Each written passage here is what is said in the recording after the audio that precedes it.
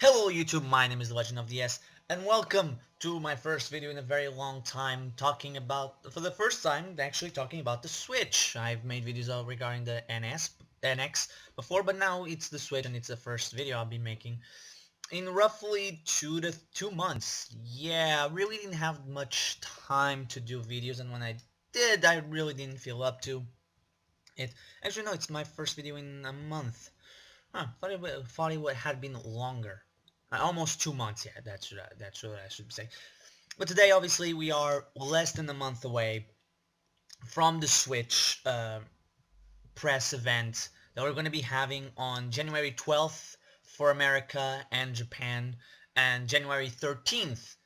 No, January 13th for Japan and Europe, and January 12th in the United States.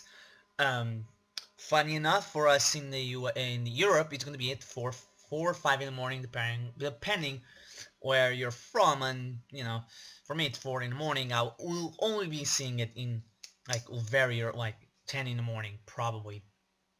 So let's go and see um, what are predictions. This is what will be doing. This video is about predictions about what the event's going to be, from pricing to games shown by first and third party studios to pricing and maybe features the system might have.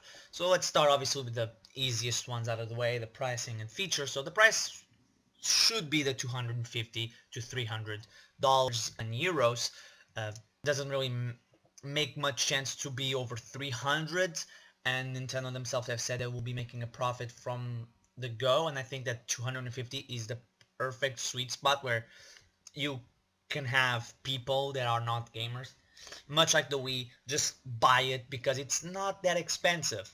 It's not too expensive to the point where people don't want to buy it as a home console, and it's not it's not too expensive to the point where people won't buy it as a handheld, where it becomes a problem.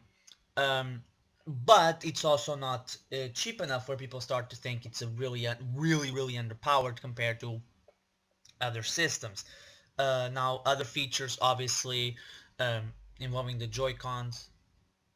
We've been hearing that we have been hearing rumors that it will have um, AR pointers, which is great, by the way, for people like me, and I know many people are like this as well, that just can play a game like Pikmin without the Wii controls, um, and that needs to be in for games like Pikmin 4. Obviously, the controller, and I hope the Pro controller as well, have some sort of gyro in it, because personally I don't like to play Splatoon without the motion controls, and I believe the last time we heard from Nintendo in regards to this was when they said there were roughly 70% of people played the game with motion control. So if that's the case, then a majority of people will be on the same camp as I am. Uh, and yeah, I think that's about it. Oh no, we have to talk about power. There's a bunch of rumors flying around. We don't know how powerful it's going to be. It should be, while at handheld mode, it should be around the below below Xbox One, very much below PS1, but above Wii U. And once it's docked, it should be less powerful, obviously, than the Xbox One. Expecting more power than the Xbox One for the way the system is designed is a little too much. But if they can somehow, some way, figure out a way to include more power when docked, if the docking station does have some power to it, it can bring power to it, that would be fantastic. Now let's start and move on to first. Let's go with third-party games, because those are the ones that I made a list and I didn't make a whole video about. I think that we have a bunch of third parties that have been confirmed to be putting games on the Switch. Only some can be reliable, and they are making games for the system. Um, let's start with the obvious one, that is Bethesda. We know that Skyrim is coming. They have basically all the thing was in the video. Skyrim was in the video. They all basically but confirmed. A guy from Bethesda said that it was the best demo he had ever seen. This is coming from Bethesda, a company that absolutely hated the Wii U. They had statements where they just denounced the system and everything that the system stood for. And now the same person, the same company, is making statements as the best demo they've ever played. That says something about about the system itself. So apart from Skyrim, obviously Bethesda probably will have Fallout 4. If Fallout 4 if the Switch is capable of running Fallout 4, which it should, fingers crossed, then they're obviously going to they're going to take advantage. And the idea of having Fallout and Skyrim on the go will be very important, I believe, for a company like Bethesda to put the games on the system. Now, let's move on to the other companies that we were given. Let's start with Take-Two and EA. Let's go with them first because they are obviously the ones there. There's 3 games regarding these two that could be on the system, but there's a huge probability they won't, and we shouldn't expect. But probably the games coming from EA and Take-Two Interactive will be just the sports games. Obviously, FIFA, Madden, NBA will come to the Switch. I wouldn't put them at launch because it's launching in March. That's not a good timing for these sports games.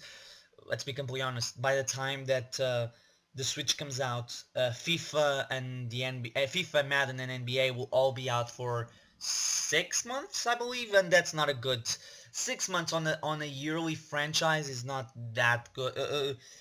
It's not going to do well in 6 months. That's what I should say. Like FIFA and all these games have legs, but I don't think launching 6 months later will do the companies or the Switch or the games themselves very good, and they probably won't sell that well. Now, the 3 games that these 2 companies combined, this is why I put them together, have huge reservations about are obviously for EA Mass Effect and for Take-Two GTA and Red Dead Redemption 2. Now, we've heard that Mass Effect, one of the guys said Mass Effect will not be coming to the NS. And I believe we've heard that Red Dead is not coming to the Switch either. I believe we just saw the trailer that it includes Switch, and I believe they have said no. I don't really remember, but there's a huge thing what we need to remember.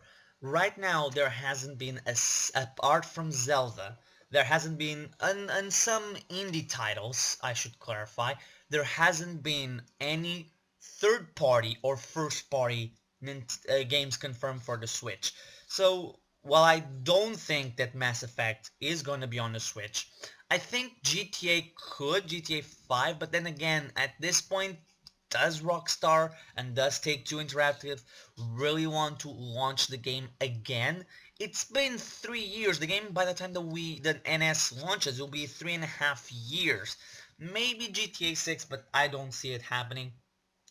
Red Dead, that would be the one that I'm more on the it's a maybe. Regarding the other 2, GTA, I think not. I think it could be because it's everywhere, but not because it's 3.5 years old. Mass Effect, it's a possibility. Mass Effect 3 was on the Wii U.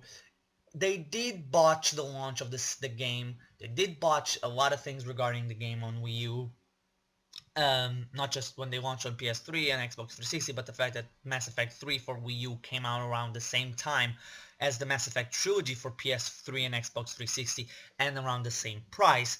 But it should be about the same. These 2, GTA and Mass Effect, have it's possible, but it's very unlikely. While Red Dead occupies the middle ground here. I think it's at the same time possible, very possible, and at the same time very unlikely. It's in limbo. It's a 50-50 of these 3 games that I think, well, it has. And I've seen people say, like, if the game truly is coming at the same time, would be launching for the Switch, why didn't they announce it? Well, I will contest that as it was, what, an hour it was a couple of hours after the Switch launched. The Switch trailer had been released, and even after the Switch had been revealed, we only knew one game for the system. We saw a bunch of games in the trailer, but only one was confirmed, and still is confirmed, to come to the Switch. So we don't know the NDAs there, and I will say this, and I've been thinking this as the perfect way for what would be a much bigger impact on people. The Red Dead trailer plays out, and then at the end you see the Switch icon at the bottom of the screen, and everybody alongside the PS4 and Xbox One logos, or on the Nintendo presentation, live presentation, some guy from Nintendo comes out with the Switch, puts it on the dock, and from the moment he puts it on the dock, on the big screen it appears Red Dead Redemption 2 running on the system. That would be brilliant in my opinion. That would be a much bigger impact on it.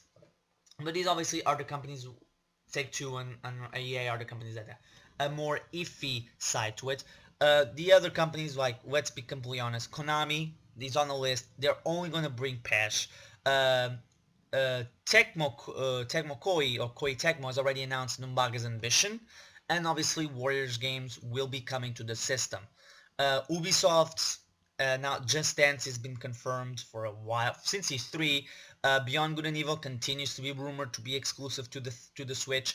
I think that Ubisoft is gonna probably take the approach that we've heard from Konami, that is, games that are appropriate to the Switch, and not just like, oh, Assassin's Creed, it works everywhere, let's bring it to the Switch. No, it's gonna be probably like, it works there, we might bring it there, but we're also gonna do the things for that market. And I think Rayman's gonna be one, and a new IP. They have done new IPs in the past for Nintendo systems. Every time one launches, they have a new IP. And there's a new game that I didn't have on the list that's been rumored for at least the last couple of weeks. There is the Mario Rayman crossover. It's possible. It will be weird, but it's possible.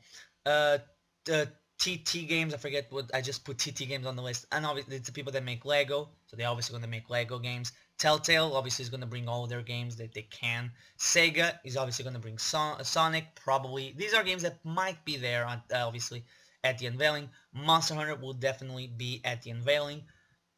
It would be crazy not to. I think Bandai Namco will show Tekken running on the Switch. That would be, I think that's the biggest possibility of the games that Tecmo could have on the system. And maybe Dragon Ball, the Dragon Ball Xenoverse Collection. Warner Brothers, I think they're just going to bring Injustice 2. Who am I forgetting? Atlus is going to have Shin Megami Tensei on the on the Switch. That's obvious. Activision, I hope that the Nintendo put Activision and it includes Blizzard, because this will be good for Nintendo. If it doesn't include Blizzard, I think Activision is only going to bring Call of Duty and maybe Destiny and Skylanders, obviously, when they make the new one. But if it includes Blizzard, then we might see Overwatch and Heroes of the Storm, or Hearthstone. I believe that's the name of the game, Hearthstone. Those are big games, and Nintendo could use them. I think that Hearthstone would be great on the Switch. I think that Overwatch would be also great on the Switch. Level 5, I think they're obviously going to bring Okai Watch and Professor Layton. There's not much debate here. Hopefully, regarding Platinum Games, and I'm moving through this really quick because I don't have much time, and this video itself is not going to be very much edited because I don't have really a lot of time to work with. I believe Platinum Games probably will be working on Bayonetta 3, and we might see it for the first time at the Switch event. And I believe From Software, we have the rumor that they're working on a Dark Souls 3, and we might see the trilogy coming to the system. I think that would be really, really smart to do. The entire trilogy on the go, I think, would be a huge selling point.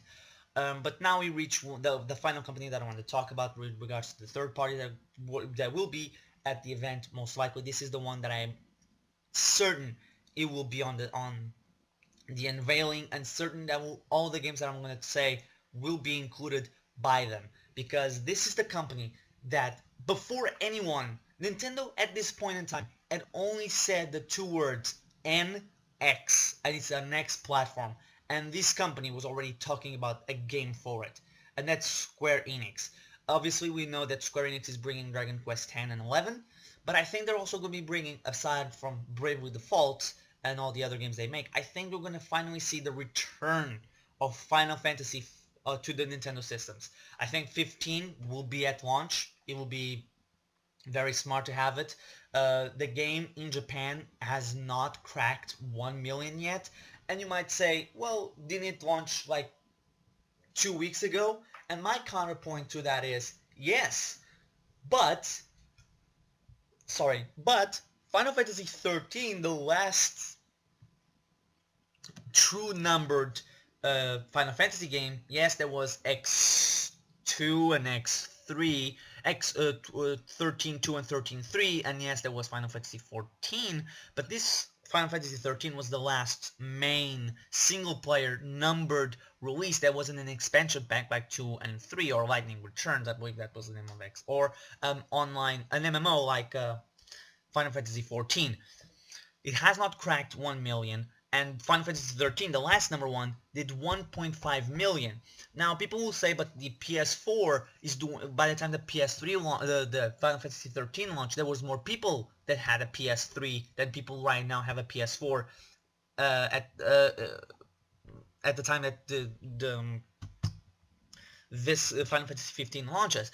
The problem with that is people did the math, and around 56% of PS3 owners bought Final Fantasy 13 for their PS3s, while only, I believe, 35% bought the game 15 right now. So it's debatable, but it's not gonna reach the numbers of the past. And yes, the game shipped 5 million. There are people that they're showing this as the proof that the game has been, it's the fastest selling, and it doesn't matter what Japan thinks. We have to remember something. Final Fantasy 15, yes, it did ship 5 million, and it's the fastest shipped game in Final Fantasy history. But one problem with that is the first one to have a worldwide release. Pokemon X and Y wasn't the best-selling game in the series, but it was the fastest shipped game in the series. Until, obviously, Omega Ruby. I believe Omega Ruby, and now Sun and Moon. It's not the fastest selling, it was not the fastest, it's not the best selling Pokemon game. Not by a large margin. And I believe it's not even in the top 3. And it's probably going to fall behind Sun and Moon. But it was the fastest game to be shipped. Heck, it did not beat launch time in Japan, Black and White. It has surpassed Black and White since then in worldwide, but it just recently did it. And yes, it was a much bigger install base on the DS, but Black and White launched really close, if not at the same time as the 3DS did. So, but regarding Square Enix, I think they want the Japanese market. They need the Japanese market. This is not like a hyperbole. Oh well, no, they don't need Japanese audience. They have the West. Here's the thing: until we get numbers for Final Fantasy 15 in America, we cannot speak for it. I don't know if this is true, but I heard that Final Fantasy 15 was also doing below Final Fantasy 13 numbers in the UK, and the way I've seen some people say this game was built for the West, and you look at it and it's like, was it? First and foremost, it's Final Fantasy. Second, it's a boy band. I know it's not really a boy band, the main characters are not a boy band, but they look like a boy band. I don't believe for a second, they're not, for the West, they would have not built the characters that way. But moving on, 15 probably will be at launch, and I think that it's a done deal at this point. We will get Final Fantasy VII Remake on the Switch. Obviously, it will come out after the PS4 version does, but I think it will launch on the Switch. At least the first episode will launch after. We don't know how the launching thing of this is gonna go.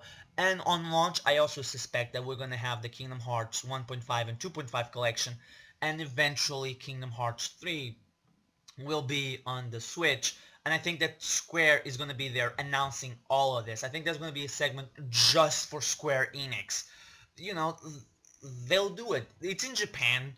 It fits because it's in Japan, and I think it's a perfect opportunity for Nintendo and Square to show, yeah, we're buddies now. We can make good things together. And now let's go on to the Nintendo games. Obviously, we're gonna see. There's not much point in this part of the video because it's there's nothing much for me to say. What we're gonna see from Nintendo is obviously gonna be Zelda Breath of the Wild and given a release date. Let's see if it's June or it's April or if it's March when the system launch. We're obviously gonna see 3D Mario. Again, the question lingers there. We'll see Mario Kart. Let's see if it's a Mario Kart, Splatoon, and Smash Bros. And maybe Xenoblade. And we'll see if all these are the new games or if there are ports from the Wii U versions. We'll obviously, I think if Xenoblade Chronicles X is being ported, then we're gonna be seeing a Xenoblade Chronicles X2 because the game needs. I think the game needs to be. We need the final version of the game. Xenoblade Chronicles X ends on the cliffhanger. We need the ending of the story. And if Xenoblade Chronicles X is there, then they're definitely going to be showing a Xenoblade Chronicles X2 teaser trailer, the same way they did for Xenoblade Chronicles X on the Wii U way back in January when um, January 2013 when they were showing games for the system. Smash obviously probably if it's a new, be it old or new, they're obviously gonna update the roster. Um, so we need to see what happens, and I believe we'll also see the trailer for the Retro Studios' next game. And if it's real, the rumors are real. It's January. Pokemon X and Y were announced in January. Sun and Moon were announced in February. I think we'll see if Pokemon Stars is real. By the way, the people that are talking about Stars, I've seen people talk about Stars and they said, oh, this is a stupid name. They need to remember a very important thing. If Stars is real, Stars is the code name. Stars is not going to be the name of the system. It's just the name. It's just going to be it's just a code name. It's probably going to be Eclipse or something because Sun and Moon and something else. I've seen people say, oh, it's going to be Stars is a bad name. You look at it, it's like, yes, it's not the real name. Are people going to ignore the fact that Pokemon Sun and Moon was called Niji? Obviously not. We're not gonna Niji obviously is the Japanese word for rainbow. So obviously we're not going to. So this has been long-winded. I've been speaking for 23 minutes. Wow, just as long as I thought. Obviously, I cannot put a lot of effort into um, editing this. I could, but it would take too much time, and I don't have a lot of free time. And besides that, my arms are beaten up. I'm very tired. I've been working now. Now I have a job, and I'm really working, and I'm until the 24th. I'm not gonna have much free time, so I don't know when my next video is gonna be done. I want to do one regarding Smash Bros. So we'll see how that's done. So thank you guys for watching, and I'll see you next time.